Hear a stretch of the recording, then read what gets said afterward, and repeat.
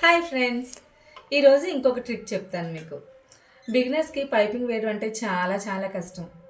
Piping వేయడం అంటే ఒకప్పుడు బిగినర్గా ఉండేదాన్ని, నాకు చాలా భయం వేసేది. ఎందుకంటే హెచ్చు తగ్గులు ఉగ్గులుగ్గులుగా వచ్చేసేది.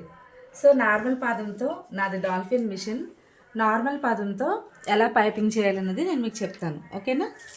ఇందుకోసం పొడుగ్గా స్ట్రైట్గా ఉన్నటువంటి పీస్ ఒకటి, ఒక 1 ఇంచ్ తీసుకుంటే సరిపోద్ది. ఓకేనా? ఇది మెయిన్ పార్ట్. మంచి వైపు ఈ విధంగా ఒక 1/2 ఇంచ్ మార్జిన్తో ఈ విధంగా స్టిచ్ చేయాలి. స్టిచ్ చేస్తున్నాను చూడండి.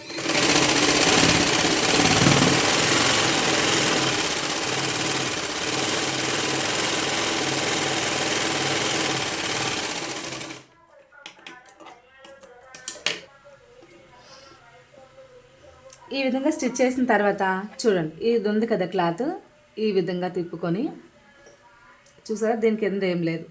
ఒక్కసారి ఇలా వేలుతో ఇలా అంచుకుంటే మనకి ఉగ్గులు అనేవి రాకుండా ఉంటుంది. చిన్న చిన్న ట్రిక్స్. ఎందుకంటే పైపింగ్ వేయడం అనేది చాలా విసుక్కుంటారు. పైపింగ్ వేయాలంటే సింగిల్ పాదం ఉండాలేమో, సింగిల్ పాదం లేదా, నాకు నా మిషన్కి సింగిల్ పాదం సెట్ అవ్వట్లేదు అని చాలామంది సఫర్ అవుతూ ఉంటారు. సో నార్మల్ పాదంతోనే నేను పైపింగ్ ఎలా వేస్తానో మీకు వేసి చూపిస్తాను. సరేనా? చూసి ఇలా పెట్టి ఫోల్డ్ చేసి ఈ విధంగా ఇలా వచ్చేటట్టుగా ఈ విధంగా పైపింగ్ థ్రెడ్ పెట్టుకొని ఈ విధంగా వచ్చేటట్టుగా చూసి నేను స్టిచ్ చేసి చూపిస్తాను. ఒకసారి చూడండి. ఈ విధంగా పెట్టిన తర్వాత చూడండి, దీనికి మధ్యలో ఈ మిడిల్లో స్టిచ్ పడాలి మనకి. అప్పుడే పైపింగ్ అనేది మనకి యాక్యురేట్గా కరెక్ట్గా వస్తుంది అనమాట. పైన కానీ ఈ పైపింగ్ థ్రెడ్ మీద కానీ స్టిచ్చింగ్ రాకుండా కరెక్ట్గా మధ్యలో వచ్చేటట్టుగా చూసుకోవాలి. ఓకేనా? నేను స్టిచ్ వేసి ఇప్పుడు చూపిస్తాను చూడండి. చూసారా ఎంత సన్నగా వచ్చిందో పైపింగ్ అనేది. పైపింగ్ వేసేటప్పుడు ఈ కింద థ్రెడ్ ఇలాగ లెఫ్ట్ హ్యాండ్ తోటి ఈ విధంగా క్లాత్ గట్టిగా లాగి పట్టుకోవాలి. ఇక్కడ చూసారా, నేను బ్యాక్ తిప్పి చూపిస్తున్నాను.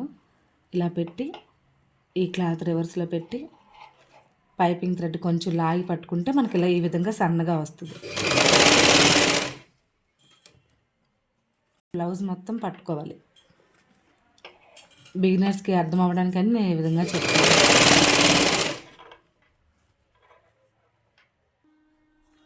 చూసారా ఫ్రెండ్స్, ఎంత సన్నగా వచ్చిందో పైపింగ్ అనేది. చూసారా? ఈ విధంగా బ్యాక్ తిప్పుకొని ఇలా ఫోల్డ్ చేసుకొని ఒక స్టిచ్ వేసేసుకుంటే సరిపోద్ది మనకి నార్మల్గా. ఇవి నేను బ్లౌజ్ పీసులు కట్ చేయగా మిగిలిన పీసులు ఉంటాయి కదా, అవి పడేయకుండా జాగ్రత్తగా ఉంచుతాను. ఎందుకంటే ఒకవేళ పైపింగ్ అలాంటి ముక్కలు పడేయకుండా ఉంచుకున్నాం అనుకోండి, ఆ టైంకి ఏదైనా ఆల్టర్నేటివ్ కలర్, దీనికి గ్రీన్ వచ్చింది కాబట్టి ఈ విధంగా గ్రీన్ పైపింగ్ వచ్చేలా చేశాను. చూసారా ఎంత సన్నగా వచ్చిందో నార్మల్ పాదంతో. ఈ విధంగా ఒకసారి ట్రై చేసి చూడండి. Thanks for watching.